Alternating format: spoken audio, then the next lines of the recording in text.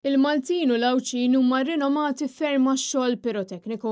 Iżda pajjiżna se jkun wieħed mill-ftit pajjiżi fid-dinja li mhux se jiċċelebra s-sena ġdida bil-ħruq tal-logħob tan-nar fil-kapitali.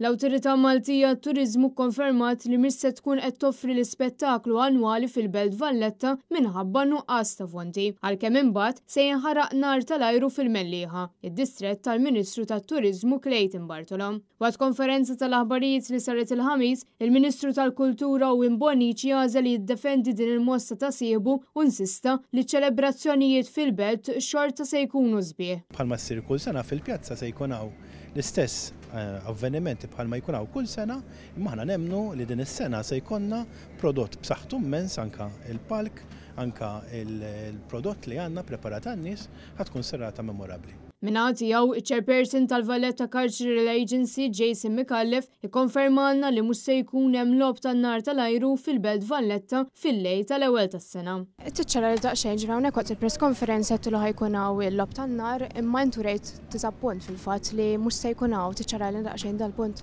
Il-logħob tan-nar huwa dak li naraw fuq stages normali, ġifieri huwa logħob tan-nar artifiċjali. Jissejjaħu wkoll fireworks imma artifiċjali. Jason Micallef jesprimi disappunt lejn din id-deċiżjoni. Kulħadd ikkummenta li hija ħasra li dis-sena mhux se jkollna logħob tan-nar fil-Port il-Kbir. Huwa mistenni li għal din is-sena se jattendu madwar 50,000 persuna l-attivitajiet li se jsiru fil-Belt Valletta nhar is-Sibt li ġej. Bin-nies qed jinsistu li ċelebrazzjonijiet tal-ewwel tas-sena qatt ma jistgħu jkunu kompluti mingħajr il-logħob tan-nar. Fil-waqt li qablu dan in-nuqqas bħal kieku għandek festin tal-luq sninek mingħajr il-kejk jew tieġ mingħajr il-mużika. Iżda l-Ministru jaħsibha mod ieħor. Ħatkun serata memorabbli. Ironikament, lanqas il-Covid li waslet għal restrizzjonijiet ta' ħafna affarijiet f'ħajjitna ma kienet limitazzjoni għal din it-tradizzjoni piroteknika.